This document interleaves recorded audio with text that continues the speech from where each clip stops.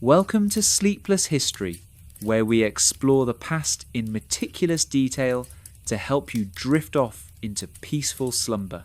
Tonight, we journey back to humanity's earliest chapters, to a time before writing, before cities, before agriculture. We're going deep into the Stone Age, an era spanning millions of years when our ancestors shaped their world with little more than stone, bone, and ingenuity. Get comfortable and let's walk through the mists of time to discover how people truly lived during the Stone Age. If you enjoy tonight's story, please don't forget to like the video and subscribe. It helps this channel more than you may think. Part 1. The Dawn of the Stone Age. The Stone Age is not a single moment in time, but rather an immense expanse of human prehistory, lasting approximately 3.4 million years, beginning around 3,400,000 years before the Common Era, and extending until roughly 3,000 years before the Common Era in some parts of the world. To put this in perspective, if we compressed all of human history into a single 24-hour day, the Stone Age would account for all but the last few minutes before midnight. This vast epoch is traditionally divided into three major periods: the Paleolithic, or Old Stone Age, the Mesolithic, or Middle Stone Age, and the Neolithic, or New Stone Age. Each of these periods saw profound changes in how humans lived, what they ate, where they dwelled, and how they understood their world.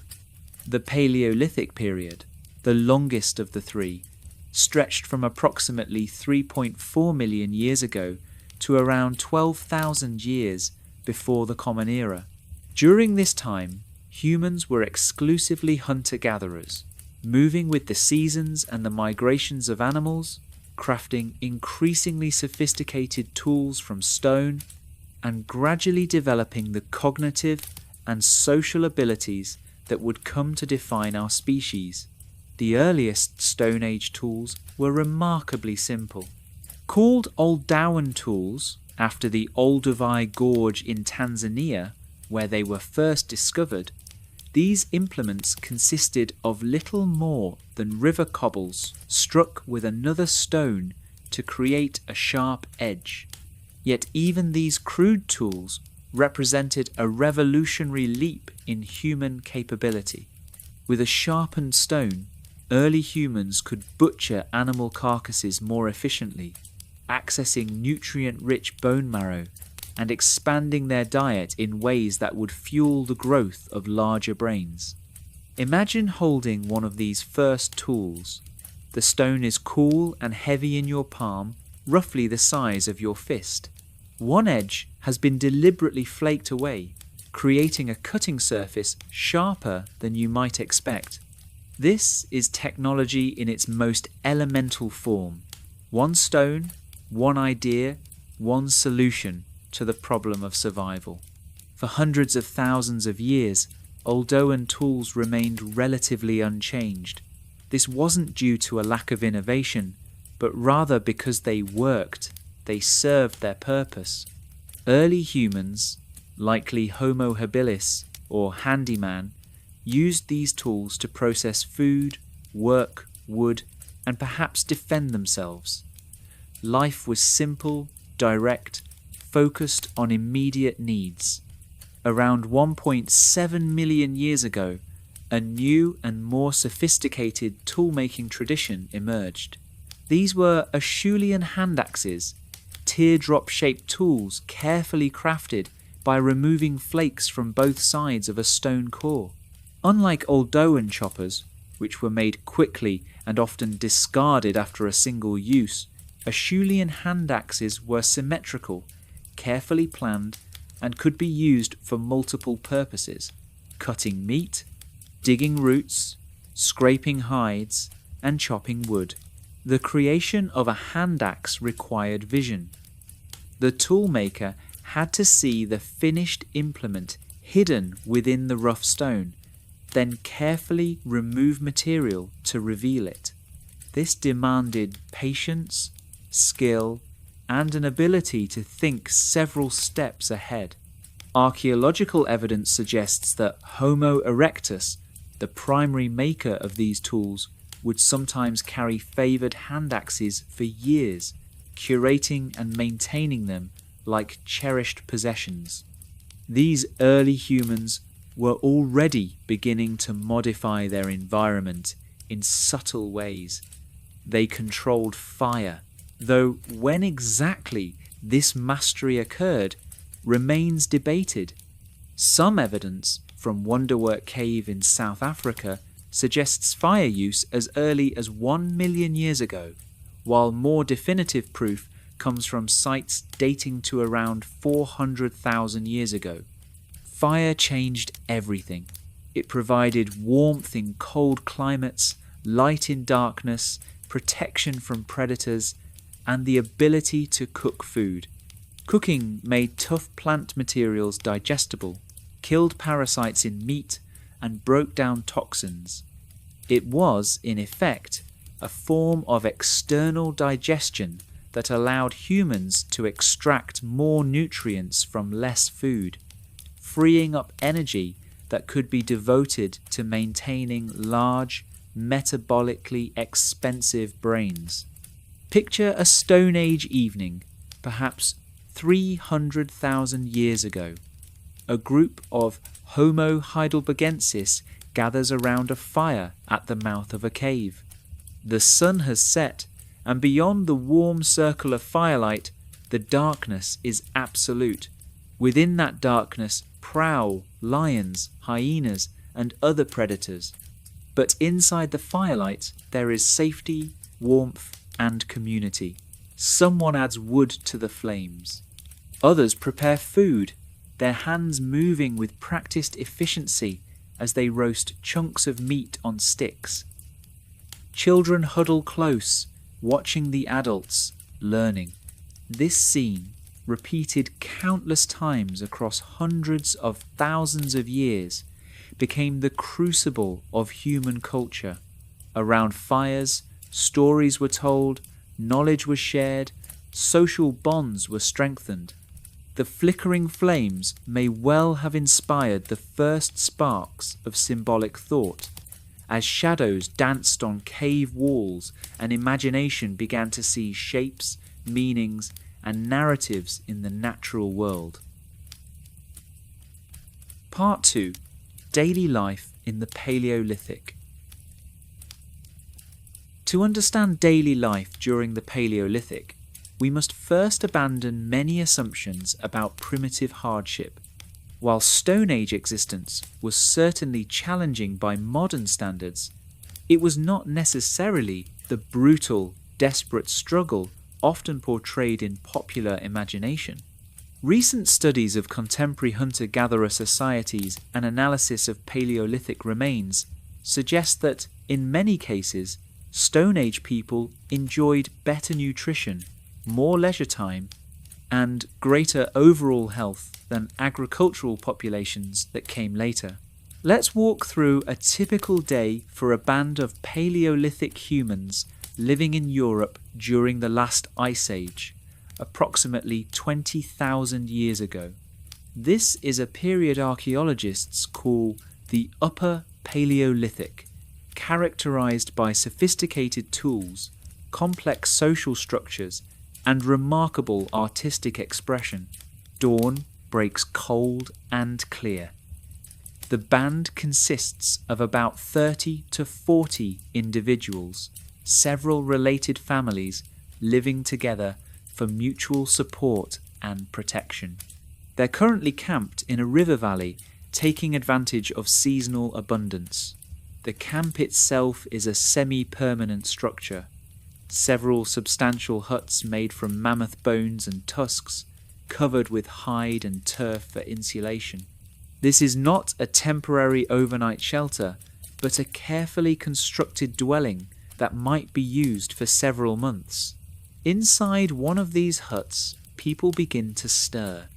The interior is warmer than you might expect. Body heat, combined with a carefully tended fire in the center of the structure, keeps the temperature tolerable, even when frost rimes the outside. Sleeping arrangements are communal. Family groups sleep together on beds of dried grass and furs, piled thick for warmth and comfort.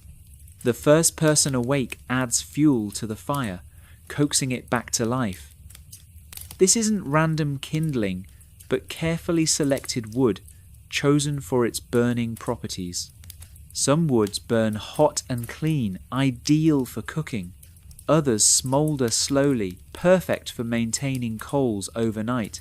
This knowledge, accumulated over countless generations, is as valuable as any tool. As others wake, the camp begins its morning routine. Someone checks the food stores, dried meat and fish hanging from the rafters, roots and tubers stored in pits lined with stone. Others prepare breakfast, a simple meal of reheated stew from the night before, thickened with fat and containing whatever meat, fish, and plant materials are currently available. The elderly of the group are treated with respect. In a society without writing, they are living libraries of knowledge. They know where to find water in drought, which plants heal and which poison, the migration patterns of game, the coming of seasons. A grandmother sits by the fire, working a piece of sinew with her teeth, softening it for use as thread. She is making new clothing, a winter coat of reindeer hide that will require days of careful work to complete.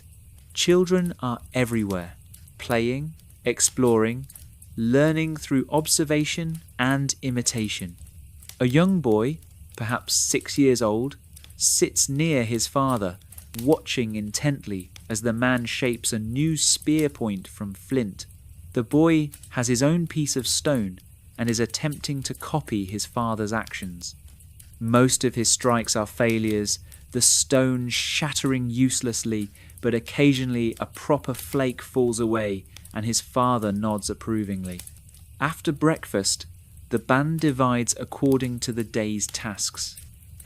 Hunting is not a daily occurrence, despite common misconceptions. Large game hunts are carefully planned events that might happen once a week or even less frequently. The majority of calories in the Paleolithic diet came not from hunting, but from gathering plant foods, fishing, and collecting shellfish, tasks typically, though not exclusively, undertaken by women. Today, a gathering party sets out. It includes several women, a few older children, and one of the band's elderly men, who knows the location of a particularly productive grove of hazel trees. They carry baskets woven from reed and bark, as well as digging sticks for excavating roots. The walk to the hazel grove takes about an hour, but it's not a hurried journey. Along the way, the gatherers collect whatever they encounter: mushrooms, birds' eggs, grubs from rotting logs, wild onions.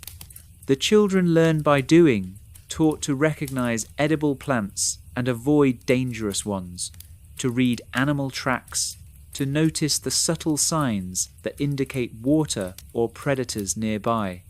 At the grove, they find the hazel trees heavy with nuts. This is a windfall. Hazelnuts are nutritionally dense, high in fat and protein, and can be stored for months. The gathering party spends several hours collecting, filling their baskets. While they work, they talk, sharing news, gossip, stories. The elderly man tells the children about a winter long ago when the snow was so deep that the band stayed in their camp for a full moon cycle, surviving on stored food. Meanwhile, back at camp, other work continues. Several men are processing a red deer killed 2 days ago. The meat has been butchered and most of it smoked or dried for storage.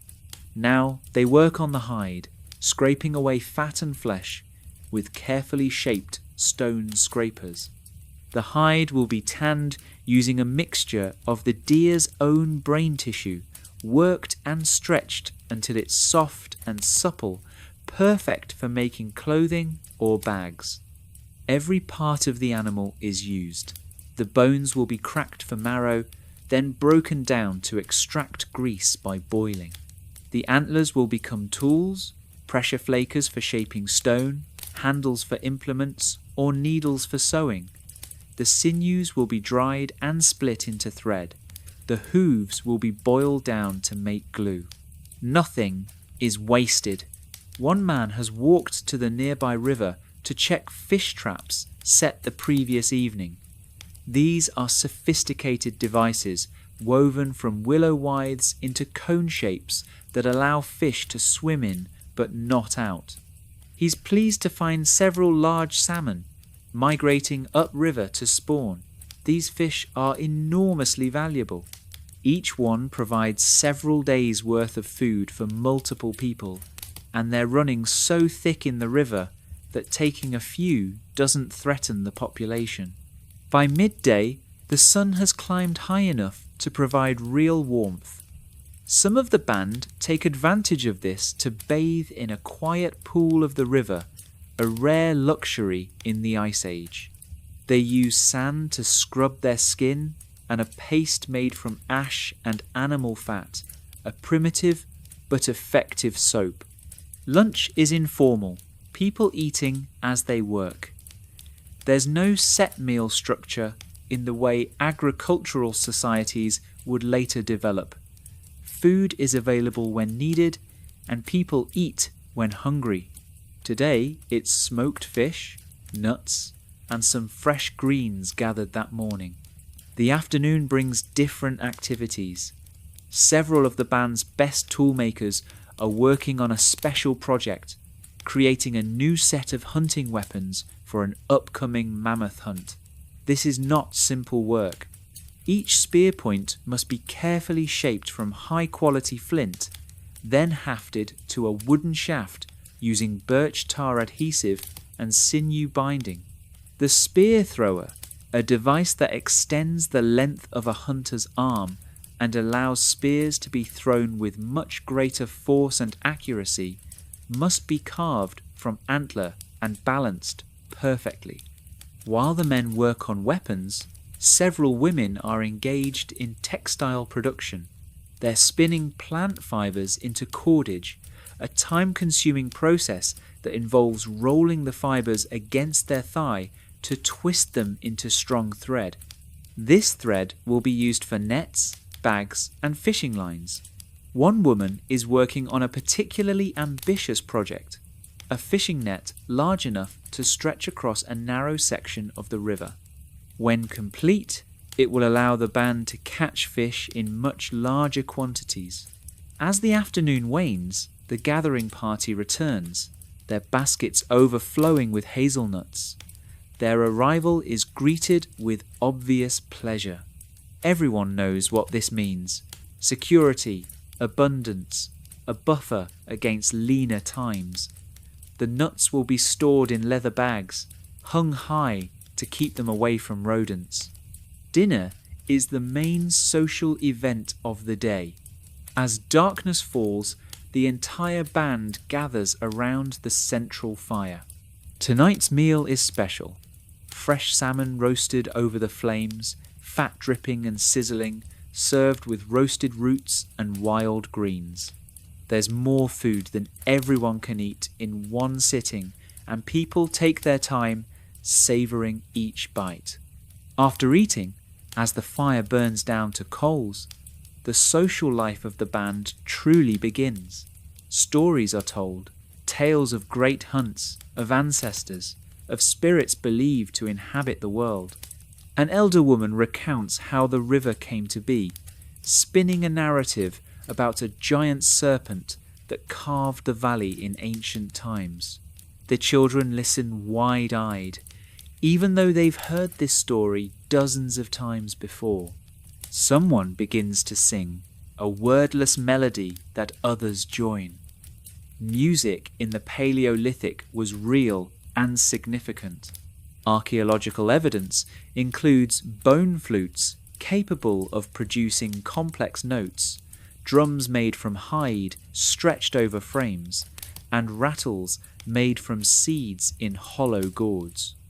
Music served many purposes: entertainment, certainly, but also ritual, communication, and the transmission of knowledge through song. As the evening deepens, people drift off to sleep in small groups, returning to their huts. A few remain by the fire, keeping watch. This rotation of fire tending and guard duty will continue through the night, ensuring the fire never dies and the band stays safe from predators. This day, unremarkable in almost every way, represents the pattern of life that humans followed for hundreds of thousands of years.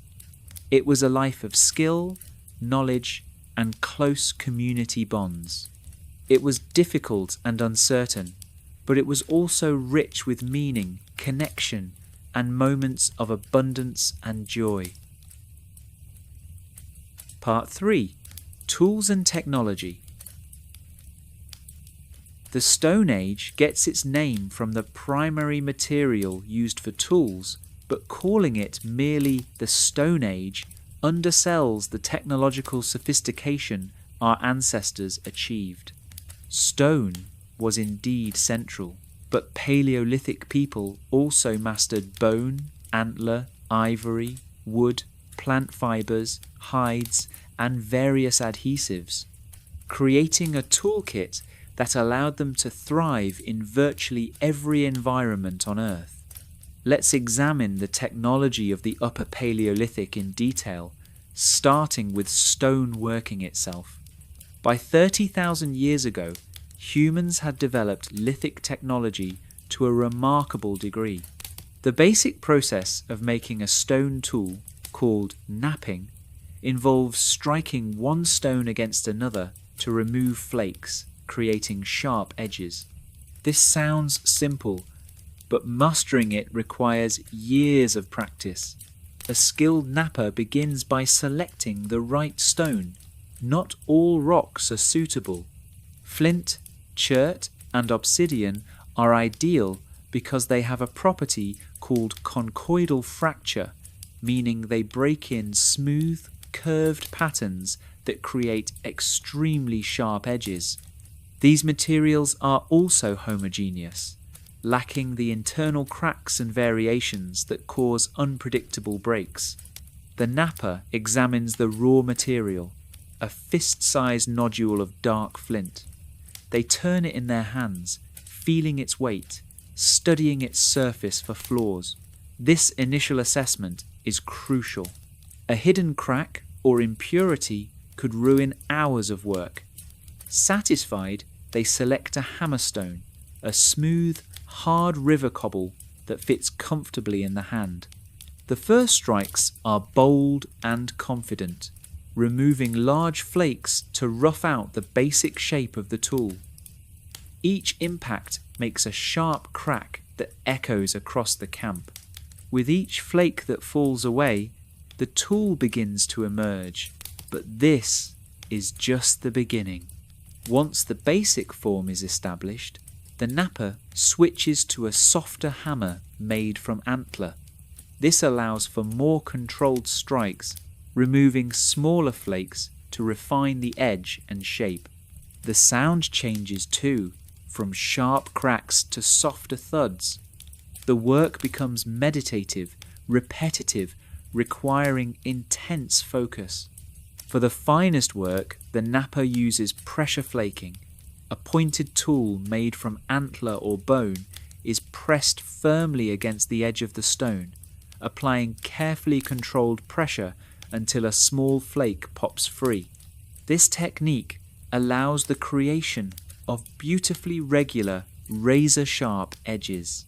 Some Paleolithic blades are so thin and perfectly crafted that modern experimental archaeologists struggle to replicate them. A completed Paleolithic toolkit might include dozens of different implements, each designed for a specific purpose. There are burins, chisel-like tools for engraving bone and antler, scrapers of various sizes and shapes for processing hides, blades for cutting, points for hunting, borers for drilling holes, microliths, tiny geometric-shaped tools that can be set into wood or bone to create composite implements like sickles or harpoons. But stone was only part of the technological repertoire. Bone and antler working was equally sophisticated. These materials can't be chipped like stone. They require different techniques: sawing, grinding, carving, and polishing. A craftsperson making a bone needle starts with the leg bone of a deer or other medium-sized animal. First, the bone must be prepared by soaking it in water to make it less brittle. Then, using a stone saw blade, they cut a long sliver from the bone shaft. This sliver is then ground against a sandstone abrader, slowly reducing it to the desired thickness and shape. Creating the eye of the needle is the most challenging part. The craftsperson uses a stone borer, a small pointed tool, to carefully drill a hole near one end of the bone sliver. This requires patience. Too much pressure will split the bone. Too little and progress is agonizingly slow. The hole is started on one side, then the bone is flipped and drilling continues from the other side until the two holes meet. Finally, the needle is polished smooth by rubbing it with increasingly fine sand and leather.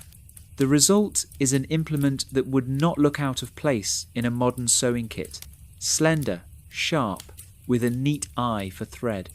With such needles and sinew thread, Paleolithic people created fitted clothing that allowed them to survive in Arctic conditions. Adhesives were another crucial technology. Birch bark tar, created by heating birch bark in the absence of oxygen, produced a sticky resin that could be used to attach stone points to wooden shafts or repair broken tools. The process of making birch tar requires understanding complex chemical reactions and carefully controlling heat. It's not something that could be discovered by accident. Wooden tools rarely survive in the archaeological record, but when they do, they reveal remarkable craftsmanship.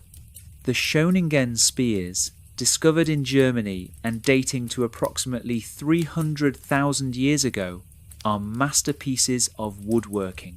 Made from spruce trees, each spear was over 2 meters long, carefully shaped and balanced for throwing. The wood was selected from trees approximately 30 years old, when the wood grain is straightest and strongest. Each spear took dozens of hours to create, involving felling the tree, seasoning the wood, shaping it with stone tools, and hardening the point by carefully heating it over fire. Basketry and cordage were equally important. Twisted plant fibers could be made into incredibly strong rope. Woven together, they created baskets, fishing nets, and even clothing.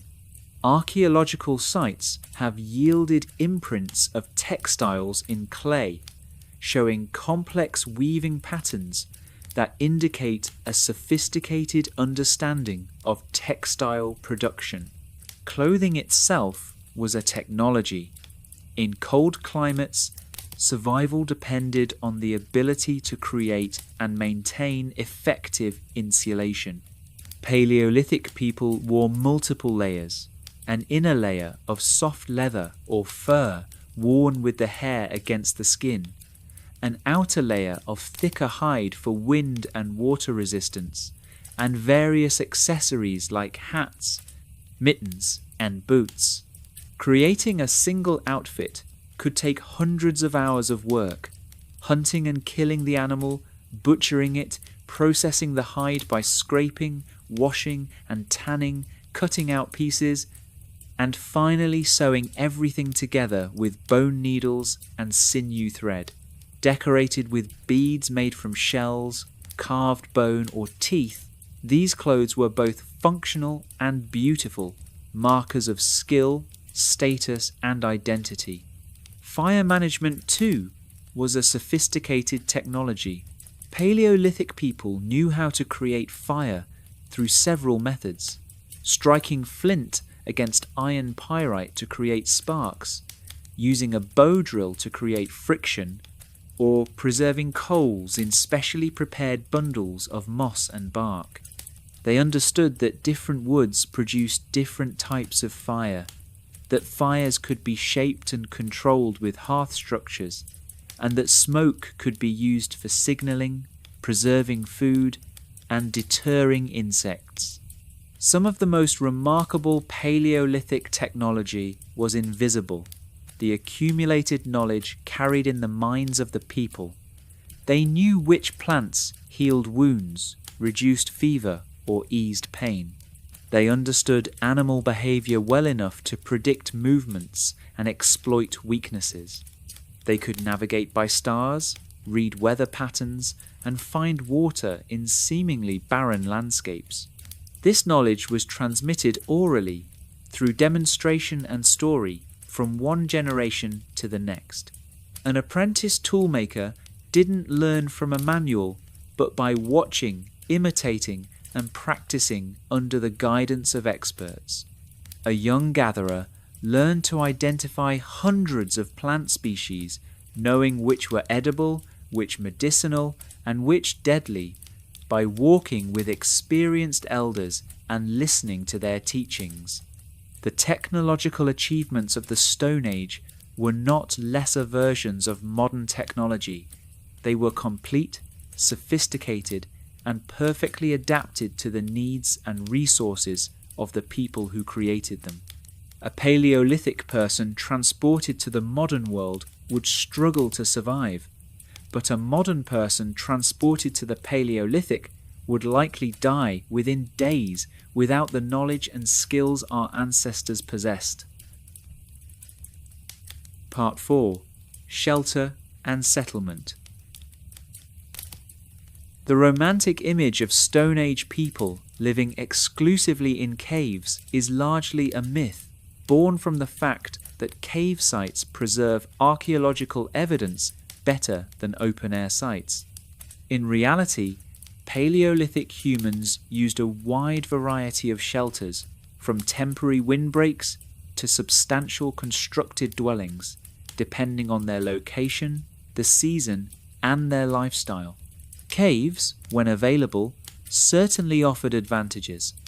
They provided protection from weather and predators, required no construction effort, and the same caves could be used generation after generation. The famous painted caves of France and Spain, like Lascaux and Altamira, show evidence of human occupation spanning thousands of years. But caves were not ideal homes. They could be dark, damp, and cold. They were also finite resources, not available everywhere humans lived. In areas without caves, or when caves were occupied by other predators, Paleolithic people built their own shelters. The sophistication of these structures often surprises people. At Mazurik in Ukraine, archaeologists discovered the remains of dwellings built from mammoth bones, dating to approximately 15,000 years ago. These were not simple lean-tos, but substantial structures. Imagine the construction of such a dwelling. First, hunters must kill a mammoth, no small feat. Once the meat has been harvested, attention turns to the bones. The massive skull, weighing several hundred kilograms, will form the base of the structure. The long leg bones and ribs will serve as walls and roof supports. The tusks, some over 3 meters long, will be curved inward to create a dome. The builders start by creating a circular foundation using heavy bones buried partially in the ground for stability. Then the vertical supports are erected, skulls and long bones positioned carefully. More bones are laid horizontally, creating a framework. The gaps between bones are filled with smaller bones, antlers and stones. Over this bone framework goes the covering, multiple layers of hide, probably reindeer or horse, sewn together to create large sheets. These hides are held in place with more bones and weighted down with stones around the perimeter. The entrance is a low tunnel, also covered with hide, that can be pulled aside but typically remains closed to retain heat. Inside, the dwelling is remarkably spacious. The circular interior measures about 4 to 6 meters across, providing enough room for an extended family. A fire pit occupies the center, the smoke escaping through a hole at the top of the dome. Around the edges are sleeping areas, platforms raised slightly off the ground and covered with thick layers of furs. Such a dwelling could last for years, even decades, with proper maintenance. Archaeological evidence shows that some bone houses were occupied seasonally over multiple generations, with families returning to the same site year after year. In warmer climates, or during summer months, shelters were simpler. A typical temporary camp might consist of several windbreaks, frameworks of wooden poles covered with hides or brush. These could be erected in a few hours and abandoned without loss when the band moved on. One particularly clever type of temporary shelter was the teepee-style tent. Poles were arranged in a cone shape, lashed together at the top and covered with sewn hides. This design, which would later be perfected by Native American Plains tribes, was used by Paleolithic hunters following reindeer and other migratory game across open tundra. The arrangement of camps reveals social organization. In a typical Paleolithic camp, individual family dwellings are arranged roughly in a circle or semicircle, facing inward toward one or more communal fires. This arrangement maximizes social interaction while still providing each family unit with some privacy. It also creates a defensive perimeter, with the most vulnerable members, children and elders, sleeping in the interior while able-bodied adults sleep on the perimeter. Within each dwelling, space was carefully organized. Sleeping areas were typically along the walls, taking advantage of the insulation provided by the structure itself. The central fire provided heat, light, and a cooking area. Tools and supplies were stored along the walls or hung from the framework.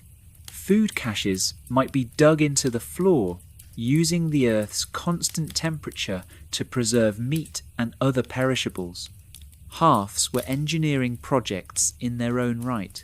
A well-constructed hearth might include a base of flat stones to protect the ground from heat, a ring of larger stones to contain the fire and provide surfaces for cooking, and sometimes a clay or stone chimney structure to direct smoke.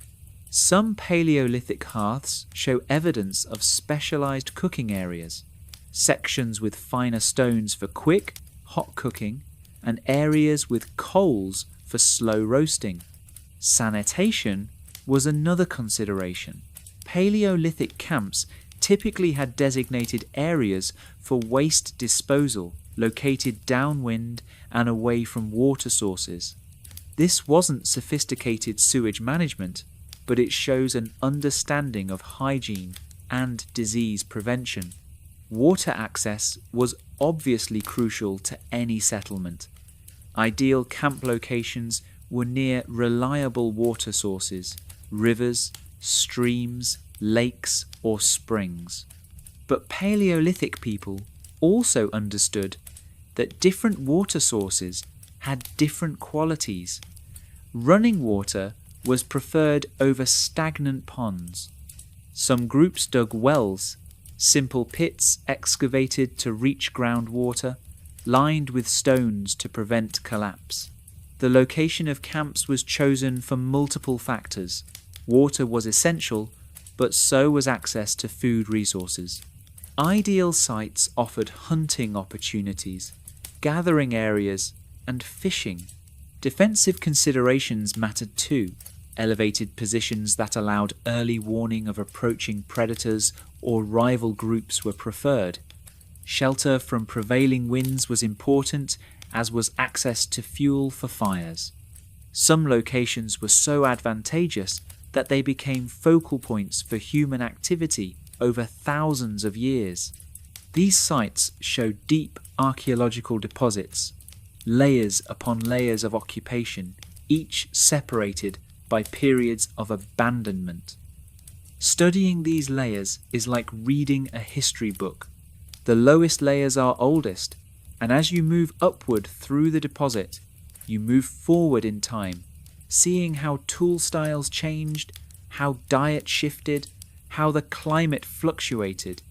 Seasonal movement was common among Paleolithic groups. A band might have several camps, moving between them as resources became available or depleted. Summer might be spent in higher elevations, following game and gathering alpine plants. Winter would bring a retreat to more sheltered lowland areas, where cached foods and stored fuel would see the group through the harsh months. These seasonal rounds could cover vast territories. Studies of modern hunter-gatherers suggest that annual ranges of 1,000 to 2,000 square kilometres were not uncommon. The Paleolithic landscape was not a wilderness empty of humans, but rather a carefully managed territory where groups knew every water source, every productive gathering area, every game trail. Trade and exchange connected different groups. Even in the Paleolithic, materials moved long distances. Seashells found hundreds of kilometers from the coast. Obsidian, valued for its superior flaking properties, transported hundreds of miles from volcanic sources. These items didn't travel in single journeys, but were passed from group to group through exchange networks. These networks also transmitted information and innovation. A new tool style invented in one region could spread across a continent within a few generations, carried by traders, passed along through intergroup marriages, or simply copied when groups met and observed each other's technology. The dwellings and settlements of Stone Age people were not primitive in the sense of crude or thoughtless. They were sophisticated solutions to environmental challenges, designed by people with intimate knowledge of their landscape and climate, built with considerable skill, and adapted to specific needs and circumstances. In their own context, they were every bit as appropriate and effective as modern homes are today. Part 5. Food and Subsistence. The diet of Paleolithic people was remarkably diverse, far more so than the typical modern diet. Depending on location and season, Stone Age menus might include dozens of different plant species, multiple types of game animals, fish, shellfish, birds, eggs, insects, nuts, seeds, roots, tubers, fruits, and honey. This diversity was not just variety for its own sake, but a survival strategy. Relying on a single food source is dangerous. If that source fails, starvation follows. But with a broad diet, the failure of one resource can be compensated by others. Let's examine the major categories of Paleolithic food in detail, starting with gathered plant foods. In most environments, plant foods provided the majority of calories for hunter-gatherer groups. This surprises many people who imagine Stone Age diets as overwhelmingly meat-based, but the evidence is clear.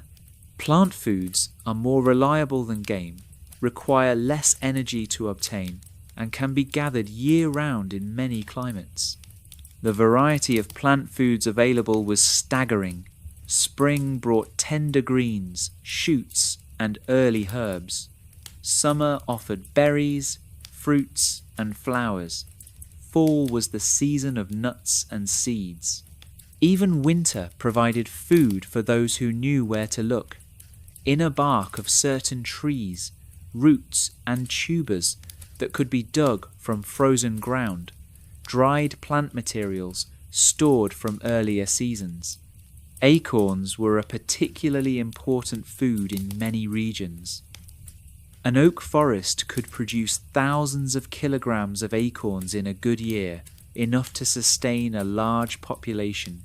But acorns contain bitter tannins that make them unpalatable and even toxic in large quantities.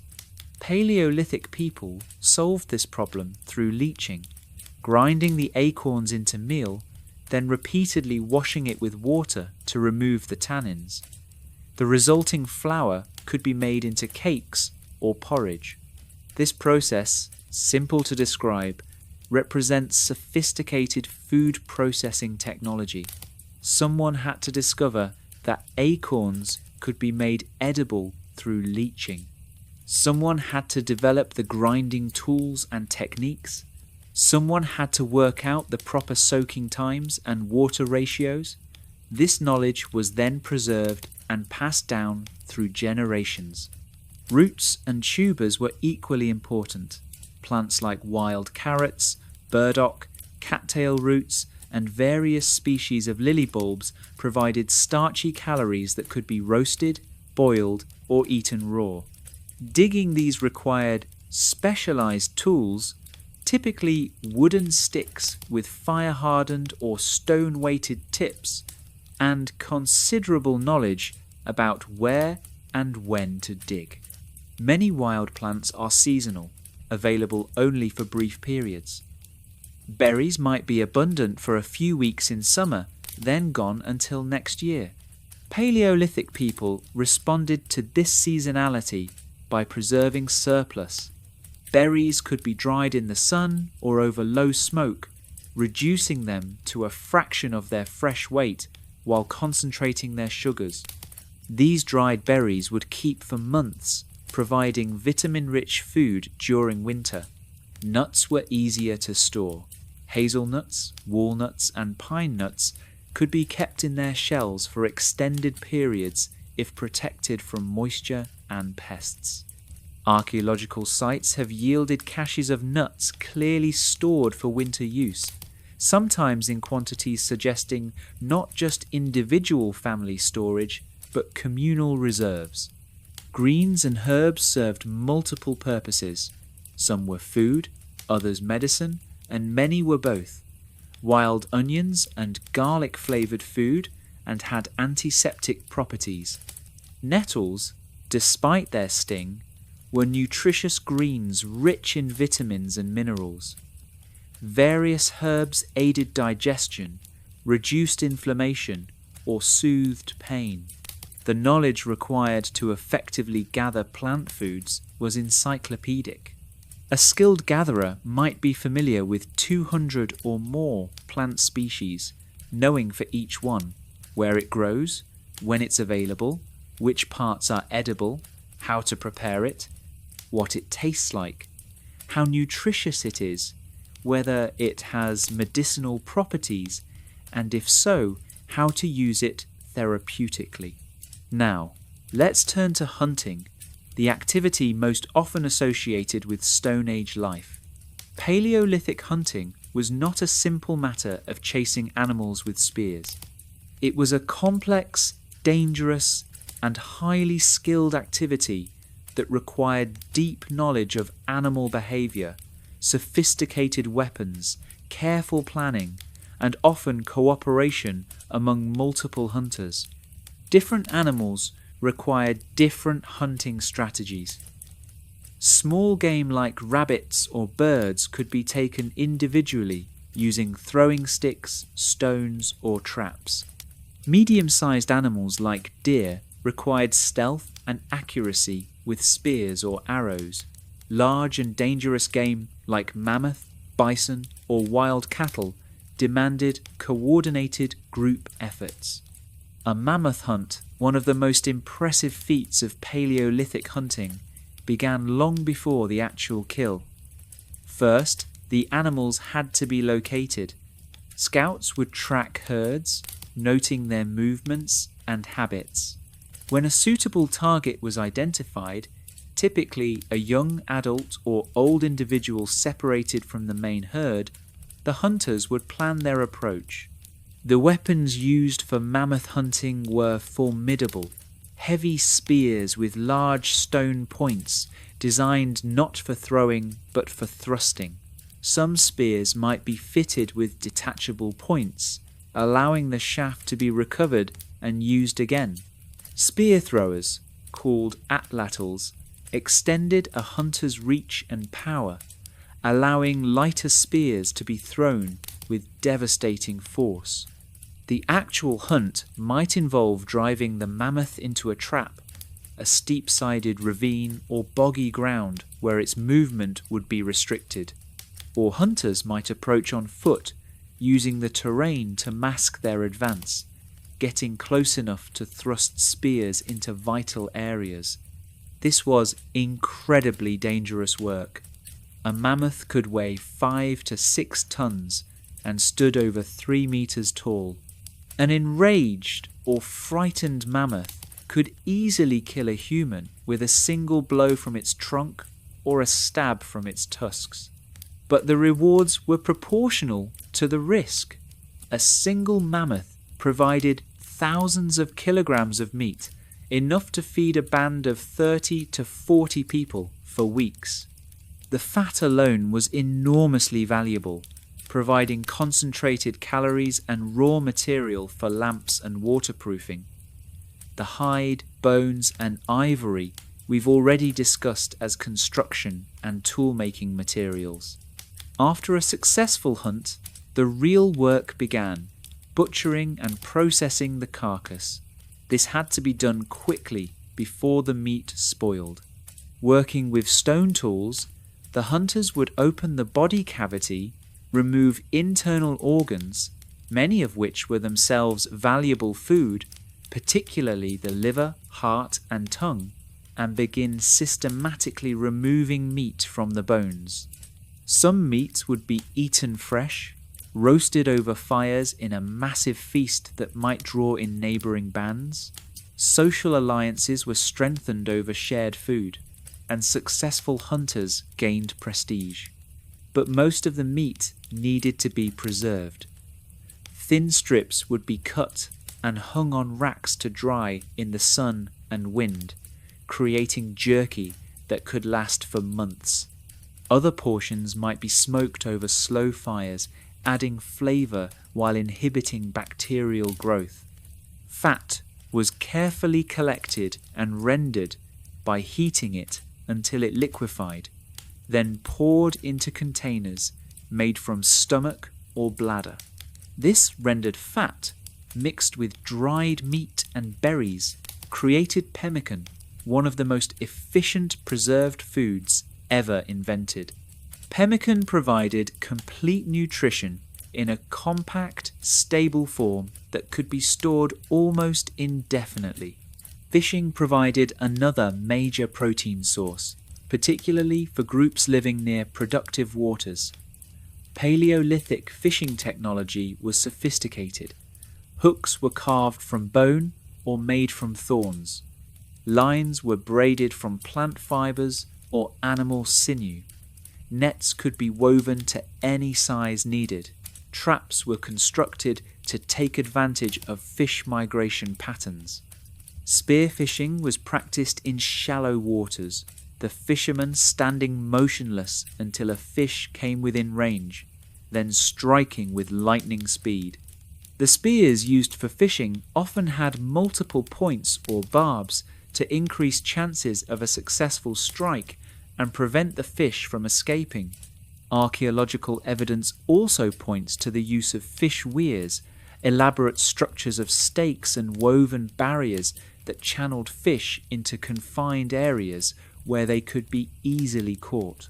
Building and maintaining weirs required significant labour, but they could provide enormous yields with minimal effort once constructed.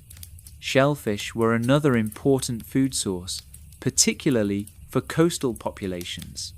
Archaeological sites in South Africa show human consumption of shellfish dating back 160,000 years or more. Shell middens, massive deposits of discarded shells, mark ancient coastal camps. These middens contain the shells of dozens of species, mussels, oysters, clams, limpets, and more. Collecting shellfish was relatively easy work, often done by women and children at low tide, but it provided high-quality protein and essential minerals like iodine and zinc.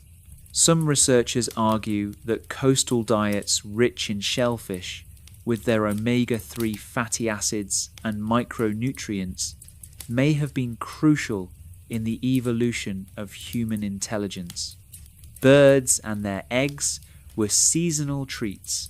Waterfowl gathered in enormous numbers during migration, and skilled hunters could take multiple birds with thrown sticks or nets.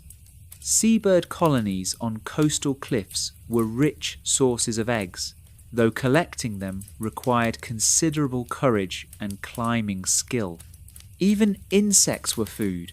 Grasshoppers, crickets, beetle larvae, and caterpillars are all highly nutritious and were eagerly collected when available. Honey, when it could be obtained from wild beehives, was a rare and treasured delicacy, one of the few concentrated sources of sugar in the Paleolithic diet. The overall Paleolithic diet, when reconstructed from archaeological evidence and comparison with modern hunter-gatherers, appears to have been extremely healthy. High in protein and healthy fats, rich in vitamins and minerals from diverse plant sources, low in refined carbohydrates and salt, it aligns closely with what nutritionists now recommend. Skeletal evidence suggests that Paleolithic people, when they had adequate food, enjoyed good dental health, strong bones, and low rates of the dietary diseases that plague modern populations. Of course, plenty was not always guaranteed. Seasons of abundance alternated with seasons of scarcity. A hard winter, a drought, a change in migration patterns could all lead to hunger. Paleolithic people lived with a degree of uncertainty that's difficult for modern people in developed nations to imagine. But they also possessed resilience, adaptability, and a deep knowledge of their environment that allowed most groups to survive and even thrive through the changing seasons and years. Part 6. Social Structure and Community.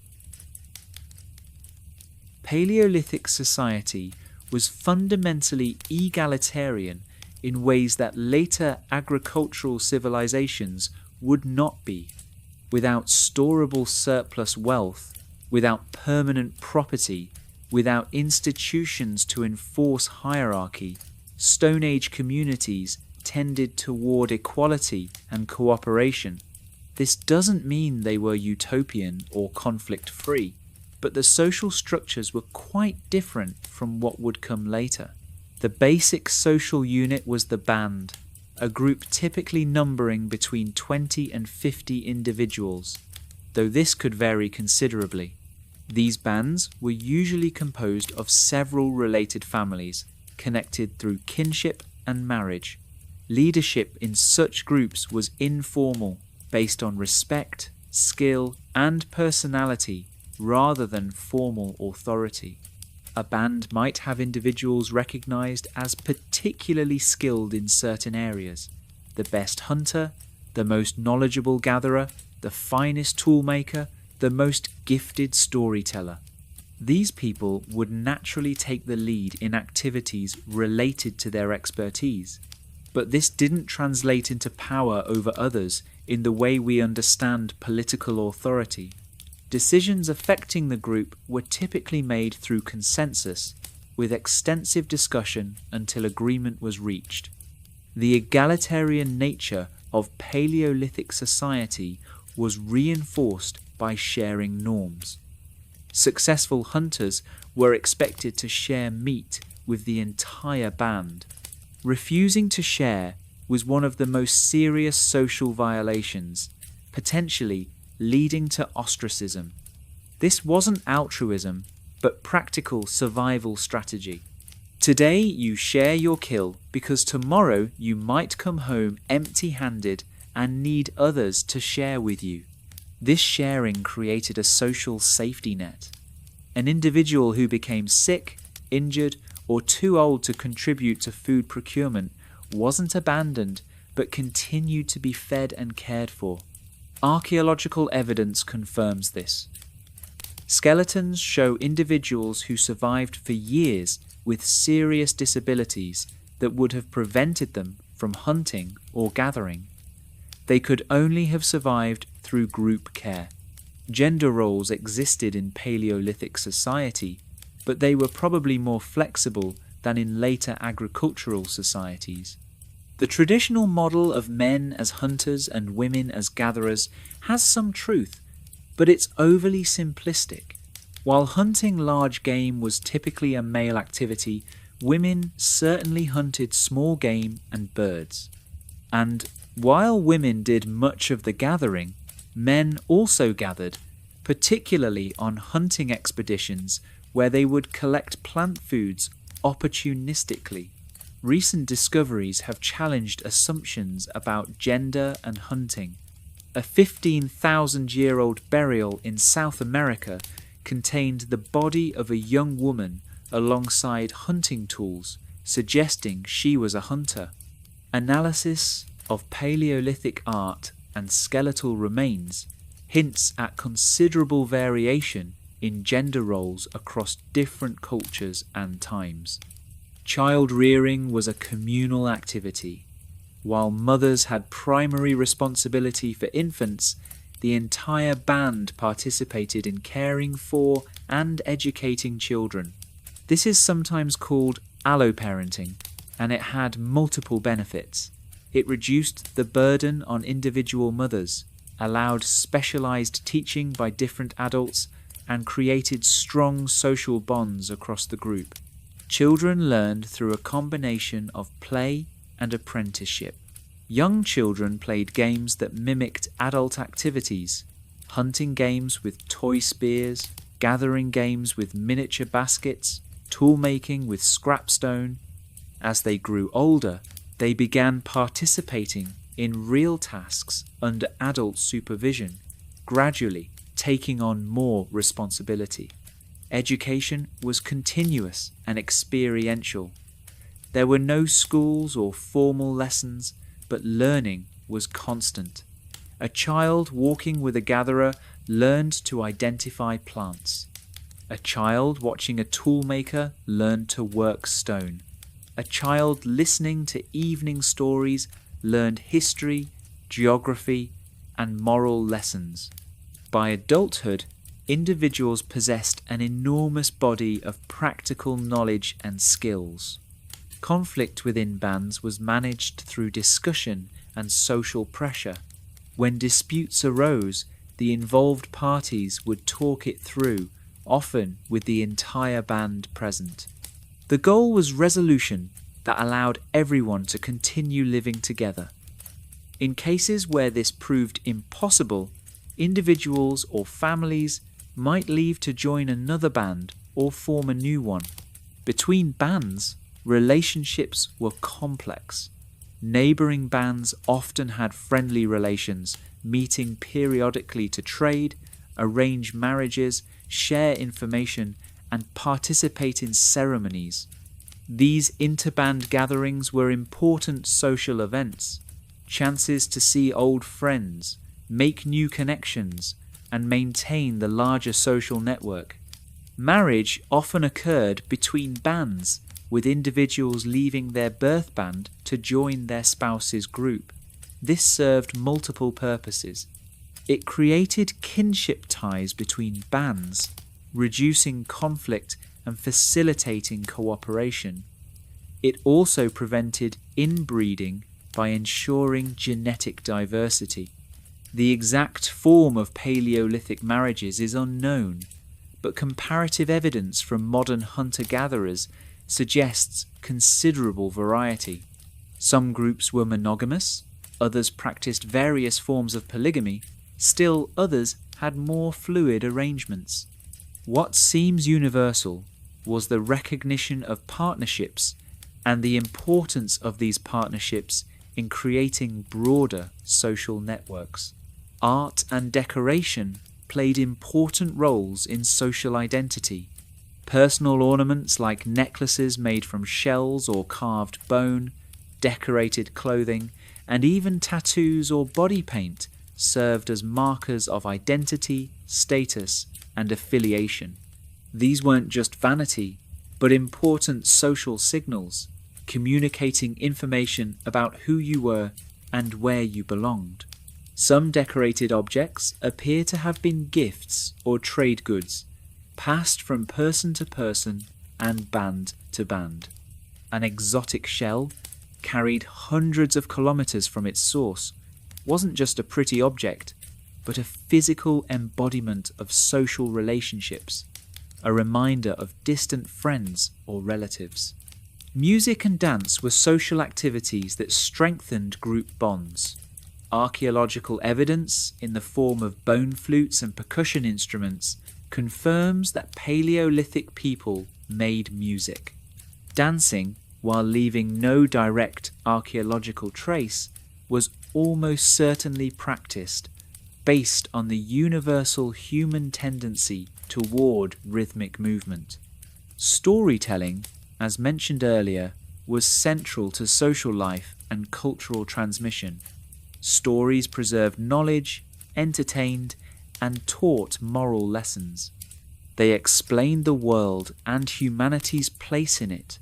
They maintained group identity and connected present generations to ancestors. A good storyteller was a valuable member of the community. Some anthropologists argue that Paleolithic bands were fiercely egalitarian as a deliberate cultural choice, actively suppressing any attempts by individuals to dominate others. Evidence for this includes the lack of differentiation in burial practices, the absence of personal wealth accumulation, and comparative data from modern hunter-gatherers who use shame and humour to prevent individuals from becoming too powerful or boastful. The social world of Paleolithic people was rich and complex, full of relationships, obligations, conflicts, and cooperation. Far from being isolated family units struggling alone for survival, Stone Age humans lived in intricate social networks that connected dozens or even hundreds of individuals across vast territories. These networks were their strength, their security, and their identity. Part 7. Spirituality and Belief. Understanding the spiritual lives of Paleolithic people is challenging. They left no written records, no direct testimony about what they believed or why they created the remarkable art and ceremonial objects we find in archaeological contexts. We must infer their beliefs from material remains and compare them to the practices of more recent hunter-gatherer societies. What emerges is a picture of rich spiritual life, complex cosmologies, and sophisticated ritual practices. the most dramatic evidence of Paleolithic spirituality comes from cave art. Deep in caves across Europe, but particularly in France and Spain, Paleolithic artists created stunning images of animals, abstract symbols, and occasional human figures. These paintings, some dating back more than 30,000 years, were not casual doodles, but carefully planned works created in specific locations and often in difficult-to-reach places. Imagine descending into one of these painted caves. You leave daylight behind, entering absolute darkness, broken only by the flickering flame of an oil lamp or torch. The passageway narrows, requiring you to crawl or squeeze through tight spaces. Water drips from the ceiling. The air is cool and still. You continue deeper, the darkness pressing in from all sides. Then, suddenly, your lamp illuminates a vast chamber.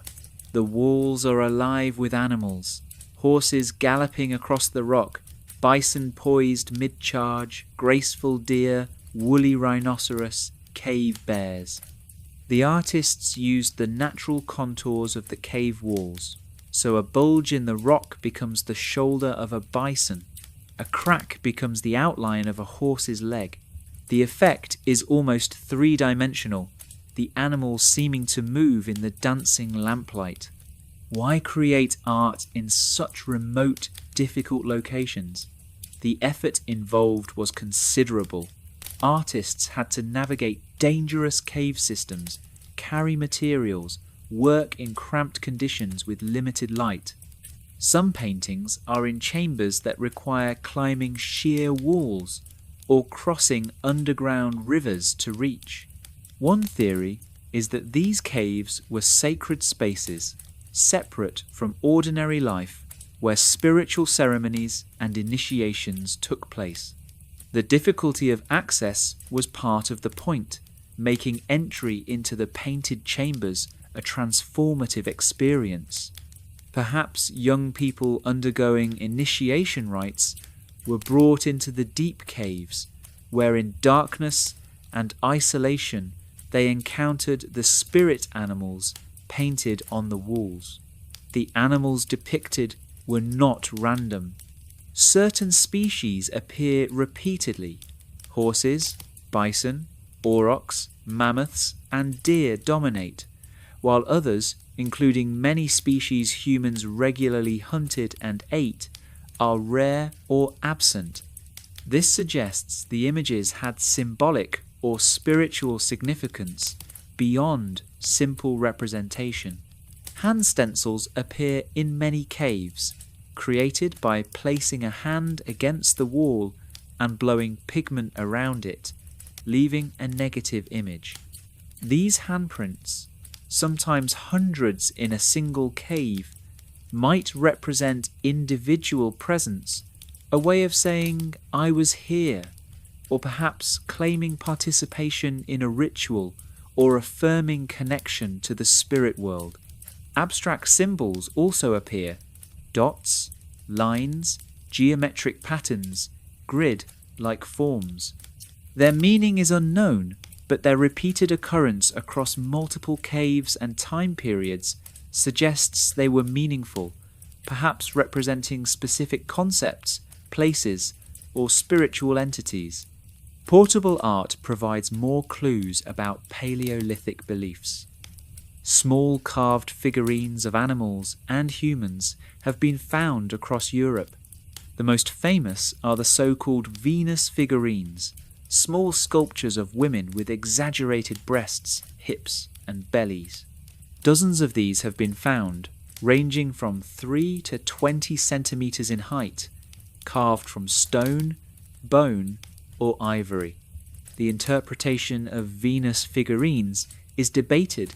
Some see them as fertility symbols, representations of a mother goddess, embodiments of the life-giving power of women. Others suggest they might be self-portraits, created by pregnant women looking down at their own bodies. Still, others propose they're teaching tools or dolls. What's clear is that they were important enough to be carefully crafted and carried from place to place. Burial practices provide insight into beliefs about death and the afterlife. Paleolithic burials, beginning around 100,000 years ago with Neanderthals and continuing through the Upper Paleolithic, often include grave goods, tools, ornaments, and food placed with the dead. This suggests belief in some form of continued existence after death, where the deceased might need these items. Some burials are elaborate. Bodies might be positioned carefully, covered with red ochre, a mineral pigment that appears to have had ritual significance. They might be accompanied by hundreds of shell beads requiring thousands of hours to make, or buried with stone tools of exceptional quality. One of the most remarkable Paleolithic burials is the so-called Red Lady of Paverland, found in Wales, and actually the remains of a young man buried around 33,000 years ago. The body was covered in red ochre and buried with ivory rods, shell necklaces, and other grave goods. The effort invested in this burial indicates the individual was important to their community and that proper treatment of the dead mattered deeply. Shamanism, a spiritual practice involving specialists who mediate between human and spirit worlds, was likely present in Paleolithic societies. Evidence includes depictions in cave art of figures that appear to be therianthropes, hybrid beings combining human and animal features. One famous example from the cave of Trois Frères in France shows a figure with the antlers of a deer, the ears of a deer or horse, the paws of a bear, and the posture of a human standing upright. This could represent a shaman in ceremonial dress, or a spiritual being. Modern hunter-gatherer shamans enter altered states of consciousness through various means: drumming, dancing, fasting, or ingesting psychoactive plants. In these altered states, they claim to journey to spirit worlds, communicate with animal spirits or ancestors, retrieve lost souls, or gain knowledge and healing power. If Paleolithic societies had similar practices, and comparative evidence suggests they probably did, it would explain some of the stranger images in cave art. Animism, the belief that animals, plants, and even inanimate objects possess spirits or souls, is common among hunter-gatherer societies and was probably present in the Paleolithic. In an animistic worldview, the line between human and animal is blurred. Animals are not just food, but spiritual beings, deserving respect and proper treatment. Hunting becomes a sacred activity, requiring rituals to appease animal spirits and ensure future success. Many modern hunter-gatherers have elaborate hunting rituals and taboos. They might perform ceremonies before a hunt, asking permission from animal spirits. After a kill, they might offer thanks, leave portions of meat as gifts, or conduct rituals to send the animal's spirit safely to the afterlife. Paleolithic hunters quite possibly had similar practices. The landscape itself might have been sacred. Particular mountains, rivers, caves, or groves might be seen as dwelling places of spirits, locations where the boundary between ordinary and spiritual worlds was thin. Archaeological evidence sometimes shows repeated use of specific sites for ritual purposes across thousands of years, suggesting these places held enduring spiritual significance. Seasonal ceremonies likely marked important times of year, solstices and equinoxes, the return of migrating game, the ripening of important plant foods. These ceremonies would serve both religious and social functions, bringing together scattered bands, reinforcing group identity, and marking the passage of time. The wearing of animal masks or costumes was probably practiced, allowing humans to temporarily take on animal characteristics for ceremonial purposes. Cave art depictions of animal-human figures might represent these costumed dancers or ritual specialists. Music's role in ritual and ceremony was probably significant.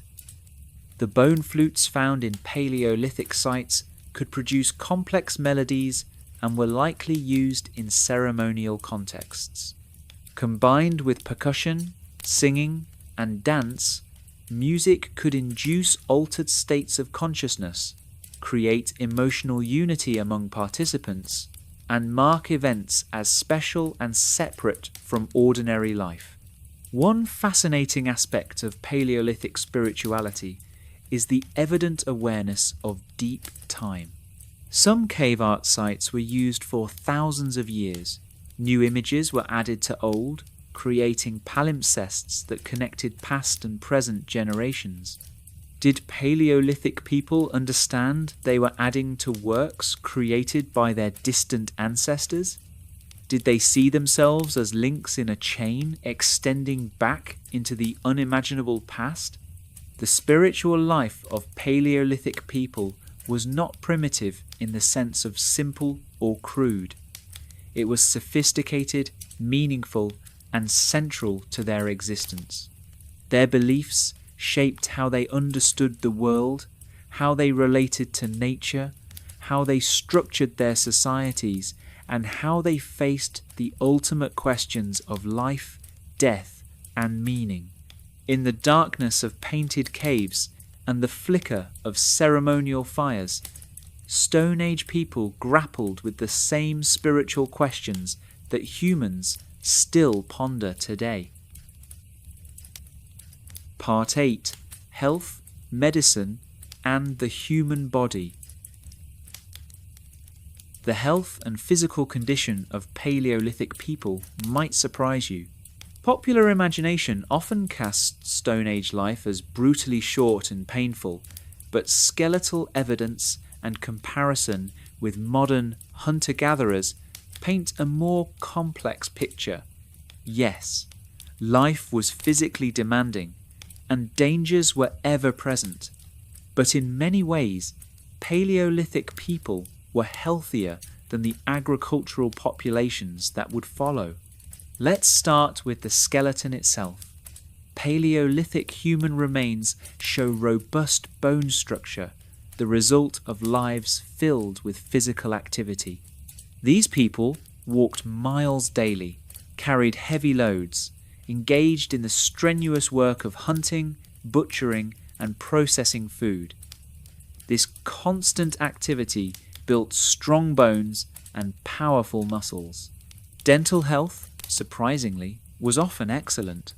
Paleolithic teeth show relatively low rates of cavities and decay compared to later agricultural populations.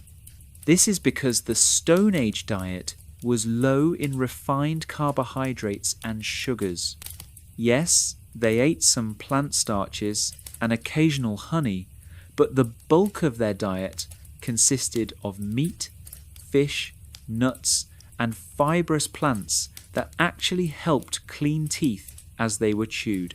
However, teeth did wear down. The Paleolithic diet required considerable chewing, and grit from stone-ground foods abraded tooth surfaces. By middle age, many people had teeth worn nearly to the gum line. This would have made eating increasingly difficult and painful. Severe tooth wear is one reason why elderly individuals in Paleolithic society often needed soft, prepared foods. Height and overall physical development depended largely on nutrition. Well-fed Paleolithic populations produced tall, robust individuals. Skeletal remains from the European Upper Paleolithic show adult males averaging around 175 centimeters, females around 162 centimeters. These are respectable heights comparable to or exceeding many modern pre-industrial populations, but nutrition varied with environmental conditions and seasons. Growth interruptions visible in bones and teeth, called Harris lines and enamel hypoplasia respectively, indicate periods of nutritional stress during childhood. These markers show that while Paleolithic life could be abundant, it could also be lean. Injuries were common. Broken bones appear frequently in Paleolithic remains. A broken arm from a fall while hunting, a cracked rib from being thrown by a large animal, crushed fingers from tool-making accidents. What's remarkable is how many of these injuries healed. Broken bones that knit back together, often somewhat crooked but functional, show that injured individuals received care and support during their recovery. Some injuries were severe, fractures that today would require surgical intervention, sometimes healed naturally, though often with significant disability. A badly set leg bone might leave someone with a permanent limp. A damaged shoulder might never regain full range of motion, but survival of such injuries indicates group care. Someone unable to hunt or gather for weeks or months could only survive if others provided food and protection. Infection was a constant danger. Any wound could become infected in an era without antibiotics. Archaeological evidence shows cases of osteomyelitis, severe bone infections that must have been agonizing and often fatal. Other individuals show evidence of surviving infections, their immune systems successfully fighting off what killed others. Arthritis was common, especially in weight-bearing joints and among older individuals. The constant physical demands of Paleolithic life took their toll on joints. Spinal arthritis appears frequently, particularly in the lower back, from the repetitive bending and lifting involved in daily tasks. Parasites were an unavoidable part of life. Internal parasites from undercooked meat or contaminated water, external parasites like lice and fleas. Some Paleolithic coprolites, preserved feces, contain evidence of intestinal worms. These parasites rarely killed directly, but contributed to malnutrition and general ill health. Violence certainly occurred. Some Paleolithic skeletons show evidence of violent death, skull fractures from blows, projectile points embedded in bones, defensive injuries on forearms. But rates of violent death varied considerably across time and space. Some populations show little evidence of interpersonal violence, while others show more frequent signs of conflict. One fascinating skeletal find is the Shanidar I individual, a Neanderthal who lived around 50,000 years ago.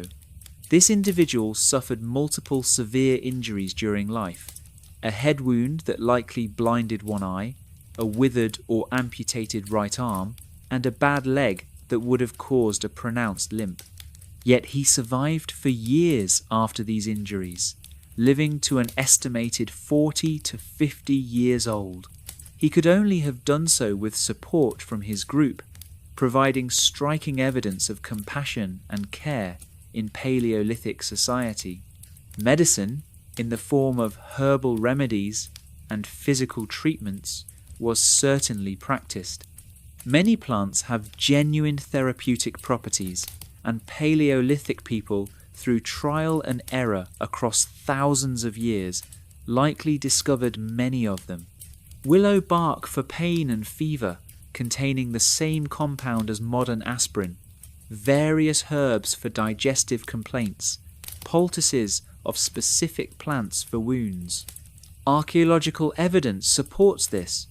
Analysis of Neanderthal teeth from El Sidron in Spain found plant microfossils including yarrow and chamomile, both bitter and not particularly nutritious, suggesting they were being consumed for medicinal rather than dietary purposes.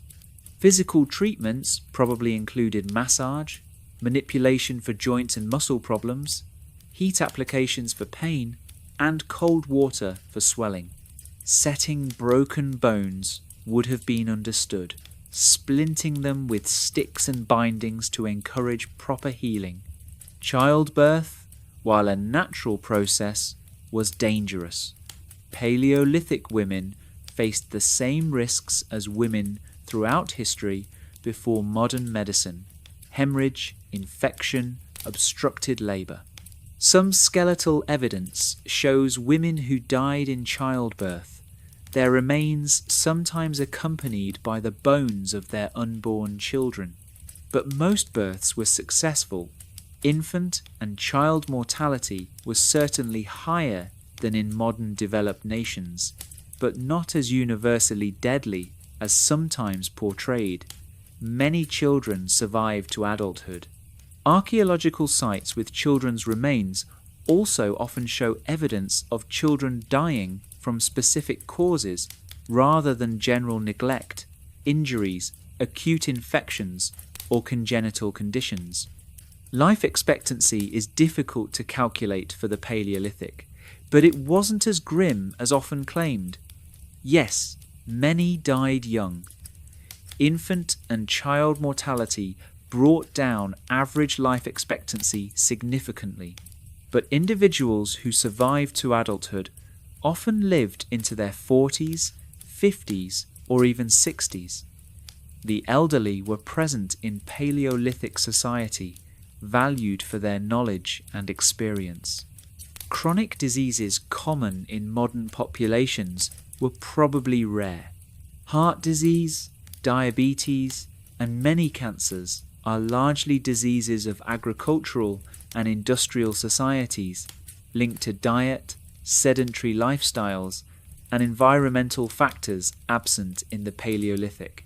This doesn't mean Paleolithic people never developed these conditions, but rates were likely much lower. Mental health is harder to assess from skeletal remains, but Paleolithic life had both stresses and protective factors. The constant uncertainty about food, the dangers from predators and accidents, the loss of loved ones, all these would have caused psychological suffering. But strong social bonds, meaningful work, regular physical activity, and connection to nature all likely promoted mental well-being in ways that many modern people lack. Body modification was practiced. Deliberate dental modifications appear in some populations, teeth filed or shaped for aesthetic or ritual purposes. Cranial deformation, shaping infant skulls through binding, appears in some late Paleolithic contexts. Tattoos or scarification almost certainly occurred, though they leave no direct archaeological trace on skeletal remains. Pain management would have been a concern.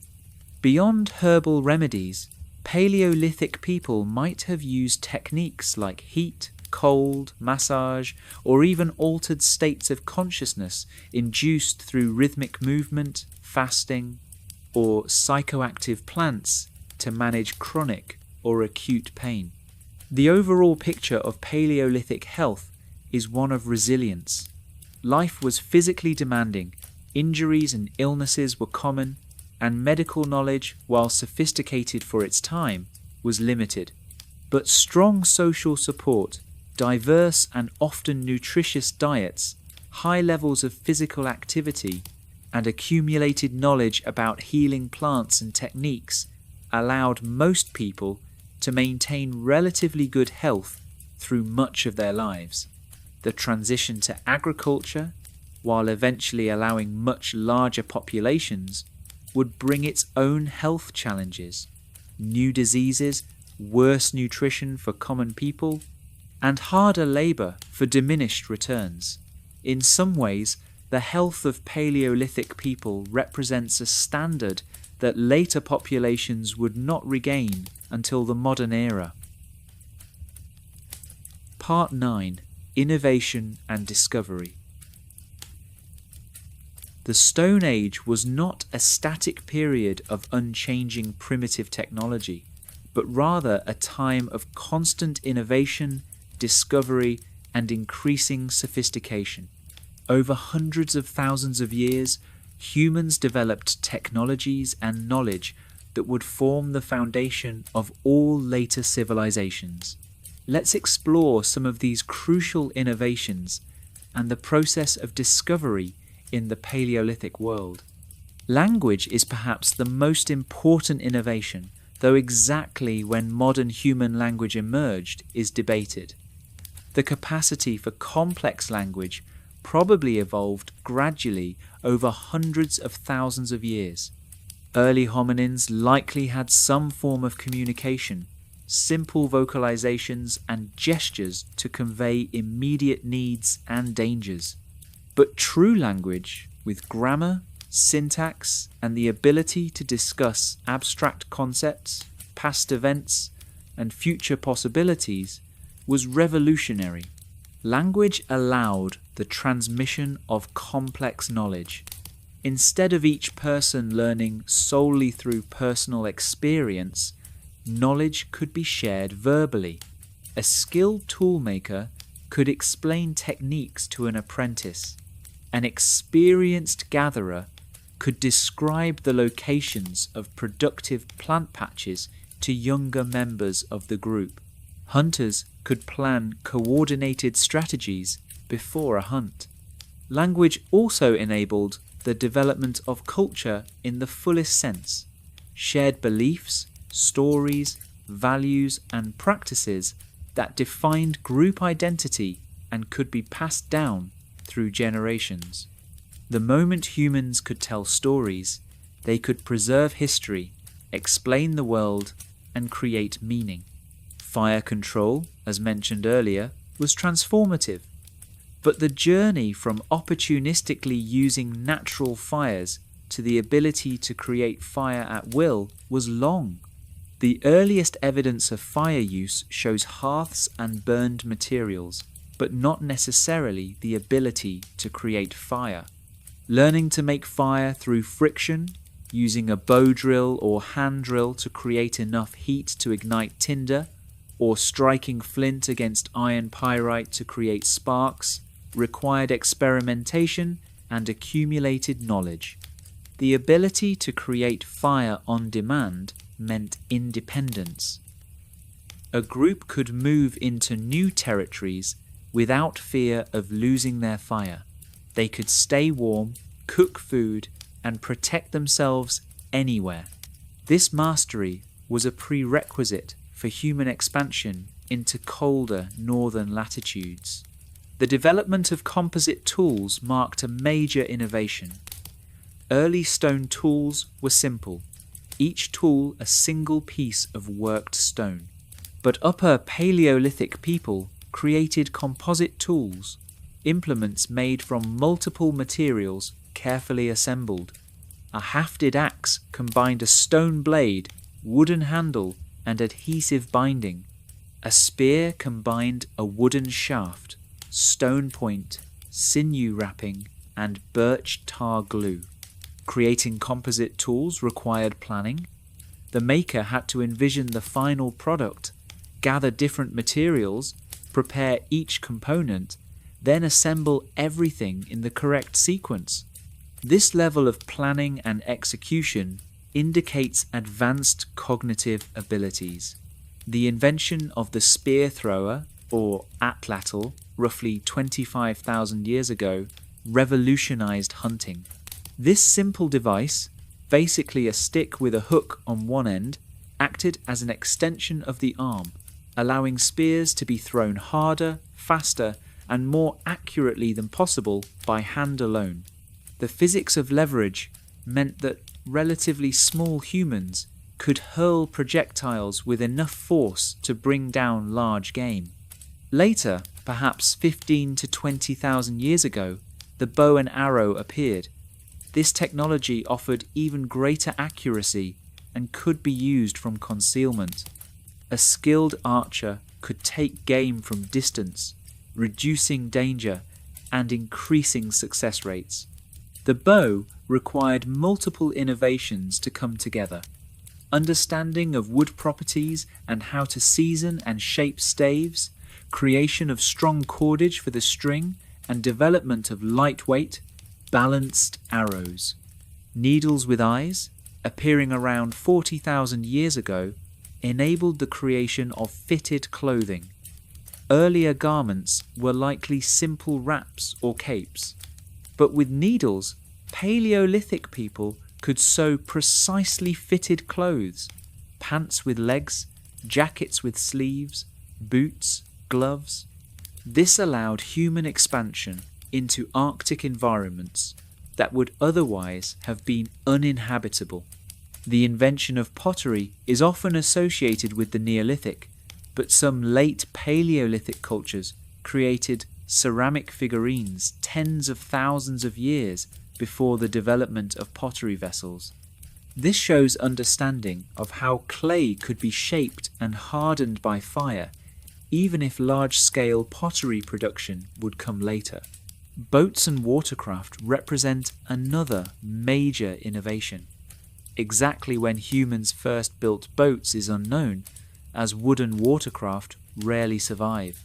But humans reached Australia at least 50,000 years ago, which required ocean crossings of 60 kilometres or more. This means they had watercraft capable of transporting multiple people and supplies across open water. Early boats were probably simple, logs lashed together into rafts or bundles of reeds tied into flotation devices. More sophisticated versions might be dugout canoes, made by hollowing out large logs using fire and stone tools, or skin boats, wooden frames covered with hide, similar to kayaks or coracles. The development of storage technology allowed resources to be saved for later use. Baskets for carrying and storing plant foods, skin bags for water or rendered fat, pits lined with stone or bark for underground caches. These technologies buffered against scarcity and allowed more efficient use of abundant resources when available. Art itself was an innovation with profound implications. The first art appears around 100,000 years ago in the form of geometric engravings and use of pigments.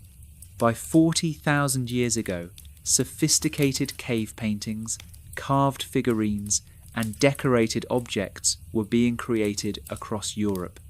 Art served multiple purposes: ritual and religious expression, communication, identity markers, teaching tools, and entertainment. But it also represented a new kind of thinking, the ability to create representations of things not immediately present, to work with symbols and metaphors. Musical instruments, as mentioned, appear in the Upper Paleolithic. The oldest known musical instruments are bone flutes from Germany, roughly 40,000 years old. These flutes, made from bird bones and mammoth ivory, had multiple holes and could produce scales of notes. Their creation required precise workmanship and understanding of acoustics. Counting and measurement systems likely existed, though evidence is indirect. Some carved bones show series of marks that might represent counting, tallying days, or tracking lunar cycles.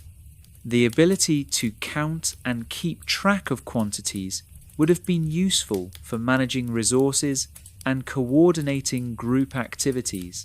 Calendrical knowledge, understanding the cycles of seasons, was essential for successful subsistence. Knowing when particular plants would be ready to harvest, when game would migrate through certain areas, when to move to seasonal camps, all required tracking time's passage. Some researchers argue that marks on bones or antlers represent lunar calendars, though this interpretation is debated. The process of innovation itself deserves consideration. How did these discoveries happen? Some were probably accidental. Someone noticed that certain stones spark when struck together, leading to a new fire-starting technique.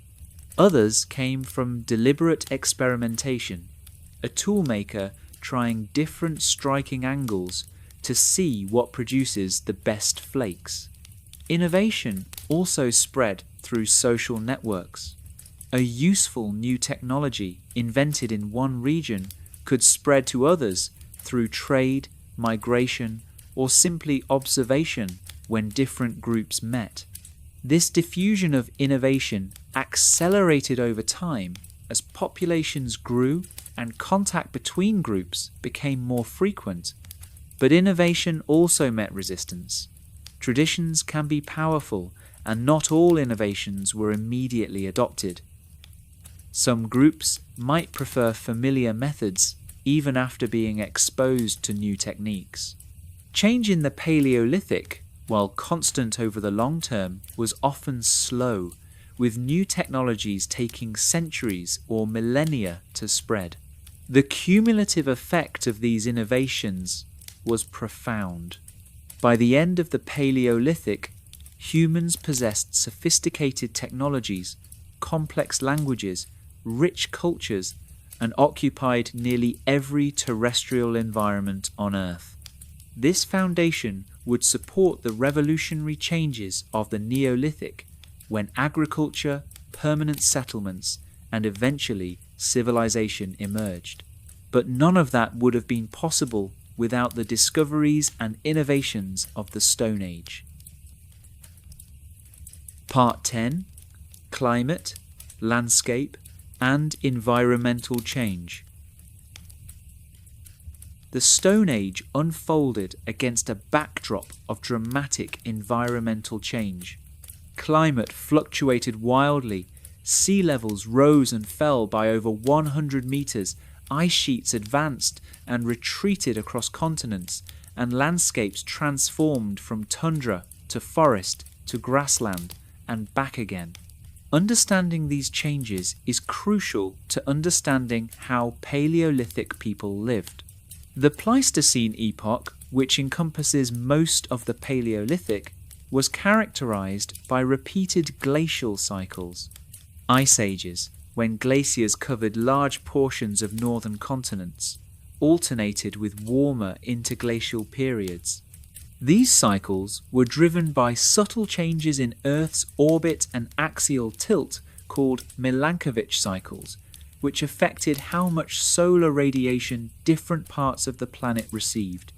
During glacial maximums, ice sheets kilometers thick covered Canada, northern Europe, and parts of Asia. So much water was locked up in ice that sea levels dropped dramatically. Land bridges emerged between continents. Britain was connected to mainland Europe. Asia was connected to North America via Beringia, a vast landmass where the Bering Strait now exists. Indonesia, Malaysia, and the Philippines formed a continuous landmass called Sundaland. These lowered sea levels opened new territories for human expansion, but also meant that coastal settlements, which were probably numerous given humans' preference for waterside locations, are now underwater and lost to archaeology. Our picture of Paleolithic coastal life is therefore incomplete. The landscape during glacial periods was dramatically different from today. In Europe, vast areas that are now temperate forest were cold grassland called mammoth steppe. This was not empty wasteland, but a productive ecosystem supporting enormous herds of large herbivores, mammoths, woolly rhinoceros, bison, horses, reindeer, and more. Paleolithic hunters followed these herds, moving seasonally as the animals migrated. The mammoth steppe provided excellent hunting, but survival required adaptation to extreme cold. Winter temperatures routinely dropped to -40 degrees or lower. Without sophisticated clothing, controlled fire, and insulated shelters, humans could not have inhabited these regions. During interglacial periods, like the one we're currently in, temperatures warmed, ice sheets melted, sea levels rose, and forests expanded. The mammoth steppe gave way to woodland. Large Ice Age megafauna struggled to adapt. Some species, particularly those dependent on cold, open environments, went extinct or retreated northward. These environmental changes forced human adaptation. Groups that had specialized in hunting mammoth on open steppe had to adjust when forests replaced grasslands and mammoth populations declined. This often meant dietary diversification, increased reliance on plant foods and smaller game, and development of new hunting techniques. The transition from the Paleolithic to the Mesolithic, around 12,000 years ago, coincided with the end of the last ice age and beginning of the current Holocene epoch. This was a time of rapid environmental change. Temperatures warmed, ice sheets melted catastrophically fast in geological terms. Sea levels rose roughly 120 meters over several thousand years, and ecosystems transformed. Mesolithic people faced a world very different from that of their Upper Paleolithic ancestors. The megafauna were mostly gone, either extinct or existing in greatly reduced numbers. Forests spread across Europe. The productive mammoth steppe disappeared. Human groups had to develop new strategies. Mesolithic technology reflected these changes. Smaller, more portable tools called microliths became common. These tiny stone blades were hafted into composite tools, arrows, harpoons, and sickles. Fishing intensified with sophisticated hooks, nets, and traps. Plant foods became more important. Some groups began to show the first tentative steps toward managing plant resources, perhaps protecting useful plants or clearing competing vegetation. The development of the bow and arrow during this period was not coincidental. In forested environments, long-range throwing spears were less useful. The bow allowed hunting in dense vegetation and from elevated positions in trees. Climate change affected different regions differently. In the Middle East, the end of the Ice Age brought warmer, wetter conditions that supported wild cereals and large game in the Fertile Crescent. This abundance may have allowed human populations to become more sedentary, eventually leading to agriculture. In Northern Europe, melting ice sheets created a landscape of lakes, rivers, and wetlands. Mesolithic people adapted by becoming expert fishers and developing watercraft for navigating these aquatic environments. In Africa, climate changes shifted the Sahara between desert and savanna. During wet periods, the Sahara was grassland with lakes and rivers, supporting substantial human populations. During dry periods, it became nearly uninhabitable desert, forcing populations to migrate to more favourable areas. Natural disasters punctuated the gradual climate changes. Volcanic eruptions could affect climate on regional or even global scales. The Campanian ignimbrite eruption in Italy, roughly 39,000 years ago, was one of the largest eruptions of the past 100,000 years. It deposited ash across Eastern Europe and may have contributed to a period of cooling. Floods were constant dangers, particularly during spring thaws when rivers swollen with meltwater burst their banks. But floods also created rich floodplains that attracted game and supported productive plant communities. Droughts could devastate regions, drying up water sources and causing widespread die-offs of plants and animals. Extended droughts may have forced human populations to migrate or suffer significant mortality. The landscape itself was shaped by human activity, even in the Paleolithic. Controlled burning of vegetation was practiced by many hunter-gatherer groups. This burning created a patchwork of different vegetation types, favouring certain plants and animals. It also reduced the risk of uncontrolled wildfires and opened sightlines for hunting. Over thousands of years, this human landscape modification had cumulative effects. The very ecosystems Paleolithic people hunted and gathered in were partly shaped by their own activities and those of countless earlier generations. The extinction of Pleistocene megafauna, a process that accelerated toward the end of the last ice age, remains controversial. Climate change certainly played a role.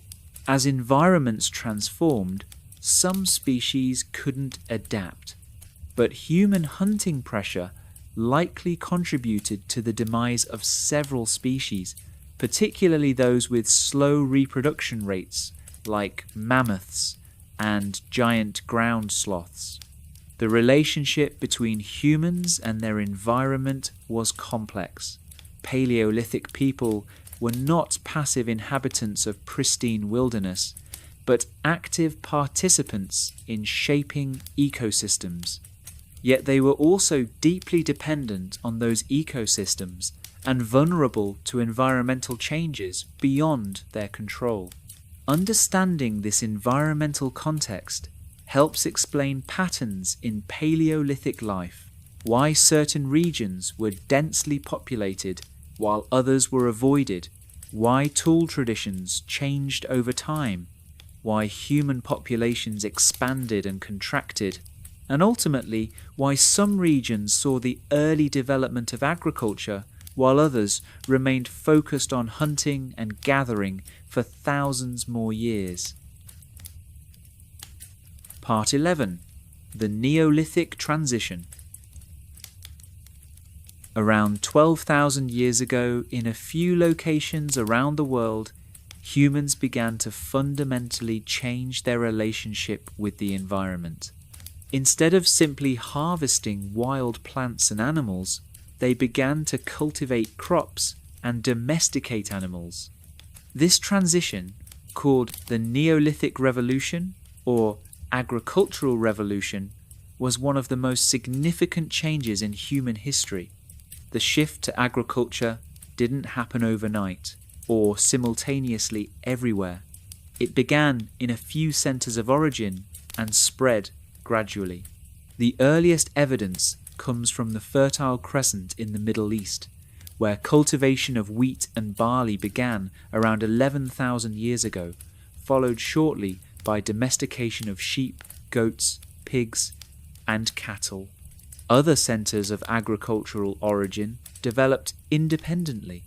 Rice and millet cultivation in China roughly 9,000 years ago, maize, beans, and squash in Mesoamerica around 7,000 years ago, various crops in Africa, New Guinea, and South America at different times. Why did people make this transition? For decades, the answer seemed obvious. Agriculture provided more reliable food, allowing populations to grow and civilization to develop. But recent research suggests a more complex picture. Agriculture, especially early agriculture, was not necessarily easier or more productive than hunting and gathering. Early farmers often worked harder and ate less well than contemporary hunter-gatherers. Agricultural diets were less diverse, more dependent on a few staple crops, and more vulnerable to crop failures. Skeletal evidence shows that the first farmers were often shorter, had worse dental health, and showed more signs of nutritional stress than hunter-gatherers. So why farm? Multiple factors likely contributed. In some regions, post-Ice Age climate change reduced the abundance of wild foods. Growing populations meant that hunting and gathering couldn't support everyone in areas where people had become more sedentary. Cultivation of preferred plants might have started as a way to ensure reliable supplies of specific foods. Social and cultural factors mattered too. Settled life, even before full-scale agriculture, might have been attractive for reasons beyond simple subsistence. It allowed accumulation of possessions, investment in permanent structures, and development of more complex social hierarchies. Once groups became sedentary, returning to mobile hunting and gathering became difficult. In the Fertile Crescent, the process began with pre-agricultural societies called Natufian culture, existing from about 15,000 to 11,500 years ago. Natufian people were hunter-gatherers, but they lived in year-round settlements, harvested wild cereals intensively, and showed signs of population growth and social complexity. The abundance of wild wheat and barley in the region allowed this sedentary lifestyle. But intensive harvesting of wild cereals would have selected for certain plant characteristics. Wild wheat has brittle seed heads that shatter when ripe, scattering seeds. This is good for the plant's reproduction, but bad for human harvesters who lose much of the grain. Occasionally, genetic mutations produce plants with tougher seed heads that don't shatter easily. In nature, these mutations are disadvantageous because the seeds don't disperse. But for human harvesters, these mutant plants are perfect. All the grain can be collected before it falls. By repeatedly harvesting and replanting seeds from these plants, early farmers unknowingly selected for the tough seed heads. This process, repeated over generations, transformed wild grasses into domesticated crops. Similar selection pressures applied to animals. Wild sheep are wary, aggressive, and seasonal breeders. But occasional individuals were calmer or bred more readily in captivity. By keeping and breeding these animals, early herders created domestic sheep, docile, producing wool, and breeding throughout the year. The transition to farming brought profound changes in daily life. Farmers worked longer hours than hunter-gatherers. Fields had to be prepared, planted, weeded, watered, and harvested. Stored grain had to be protected from pests and moisture. Domestic animals required care and feeding. But agriculture supported higher population densities. A hectare of farmland could feed far more people than the same area of wild landscape. This allowed populations to grow, but it also trapped people in farming. Even if life was harder, a farming community couldn't easily return to hunting and gathering without population decline. Permanent settlements grew larger and more complex. Neolithic villages like Çatalhöyük in Turkey housed thousands of people in densely packed mud brick houses. These were the first towns, places where large numbers of unrelated people lived together, requiring new forms of social organization. Property became important in ways it hadn't been before. Farmers invested labor in fields and improvements that would yield returns for years. Land itself became valuable. Stored grain was wealth that could be accumulated and passed to children.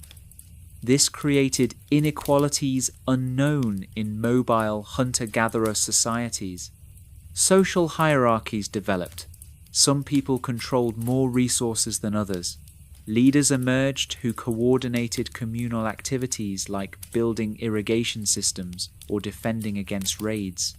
Religious specialists who didn't produce food were supported by others' surplus. New technologies appeared: pottery for storing grain and liquids, polished stone axes for clearing forests, sickles for harvesting, and eventually woven textiles as sheep breeding focused on wool production. But agriculture also brought new problems. Dependence on a few crops made populations vulnerable to crop failures. Diseases spread more easily in dense settlements. Zoonotic diseases, infections that jump from animals to humans, emerged as people lived in close contact with domestic animals. Measles, smallpox, and influenza all evolved from animal diseases during the Neolithic. Dental cavities increased dramatically as diets heavy in starchy grains promoted tooth decay. Infectious diseases became more common. Skeletal remains show increasing evidence of violence. Fortified settlements, weapons designed for fighting humans rather than animals, and individuals killed by violent trauma. Despite these challenges, agriculture spread. Farming communities had higher population growth rates than hunter-gatherers. They could support more children because the sedentary lifestyle and weaning foods like grain porridge allowed shorter birth spacing. Over generations, farming populations grew while hunter-gatherer populations remained stable or declined. Farmers also expanded geographically, moving into new territories with their crops and animals. In Europe, the spread of agriculture followed two routes: farmers migrating along the Mediterranean coast and through the Central European plains. As they spread, they encountered indigenous hunter-gatherers. Sometimes these groups were displaced, sometimes absorbed, sometimes they adopted agriculture themselves. The genetic evidence shows that the spread of agriculture involved both movement of people and transmission of ideas. Modern Europeans have ancestry from both Neolithic farmers who migrated from the Middle East and indigenous hunter-gatherers who adopted agriculture. Not everyone made the transition. In regions where wild resources remained abundant or where agriculture was difficult, hunting and gathering persisted. The northwest coast of North America, with its rich marine resources, supported complex, sedentary hunter-gatherer societies for thousands of years after agriculture appeared elsewhere. The Australian Aborigines never developed agriculture before European contact, not because they were incapable, but because their sophisticated land management and diverse foraging provided sufficiently. The Neolithic transition was not a simple story of progress from primitive to advanced. It was a complex change with costs and benefits, driven by environmental, demographic, and cultural factors. It fundamentally altered human society, eventually leading to cities, states, writing, and all the features of civilization. But it also set humanity on a path that included increased disease, social inequality, and environmental degradation that we're still dealing with today. Part 12. Legacy of the Stone Age. Our bodies are Stone Age bodies. Human evolution didn't stop at the end of the Paleolithic, but the most important physical and genetic changes that make us human occurred during those millions of years. Our large brains, our upright posture, our versatile hands, our capacity for language, all evolved in the Stone Age world. This has implications for modern life. Our bodies are adapted to the physical demands of Stone Age existence. Long periods of moderate activity, interspersed with occasional intense exertion, not sitting for 8 hours in an office chair. Our digestive systems evolved to process the diverse Paleolithic diet, not refined sugars and processed foods. Many modern health problems, from obesity to diabetes to heart disease, stem partly from the mismatch between our Stone Age bodies and modern lifestyles. Our minds are also shaped by our Stone Age heritage. The human brain evolved to solve problems relevant to Paleolithic life, tracking game, identifying edible plants, navigating complex social relationships, managing resources in uncertain environments. We're naturally good at these kinds of tasks and find them engaging, which is why so many popular games and hobbies involve hunting, gathering, exploring, or social strategy. Our social instincts reflect our evolutionary history in small, close-knit groups. We're naturally inclined to form tight bonds with a limited number of individuals, roughly 150 according to some estimates, often called Dunbar's number. We struggle to maintain meaningful relationships with the thousands of people we might encounter in modern urban life. Our emotional responses too reflect Stone Age conditions. Fear of snakes and spiders is nearly universal, even among people who've never encountered dangerous specimens, because these were real threats in the Paleolithic. Fear of cars or electrical outlets, which actually kill far more people in modern life, must be learned because these threats didn't exist in our evolutionary past. The Stone Age also gave us cultural universals, traits found in virtually all human societies. Every culture has language, uses fire, makes tools, creates art, has music, tells stories, practices religion, and forms family bonds. These universals developed during the Paleolithic and remain central to human life. Our aesthetic preferences often reflect Stone Age influences. Humans across cultures find certain landscapes particularly attractive, areas with scattered trees, water features, and long views. These are the characteristics of the African savanna where humans evolved, the landscape our ancestors needed to thrive. The ways we think about and relate to the natural world were shaped in the Stone Age. For hundreds of thousands of years, human survival depended on detailed ecological knowledge. We evolved to be naturalists, to notice and remember information about plants, animals, and landscapes. The modern disconnect from nature is historically anomalous and psychologically unsatisfying for many people. Stone Age innovations underpin all later technology. Every subsequent technological development built on foundations laid in the Paleolithic. Control of fire led to metallurgy. Stone tools led to all forms of manufacturing. Knowledge of plant properties led to agriculture and medicine. Understanding of materials and construction led to architecture and engineering.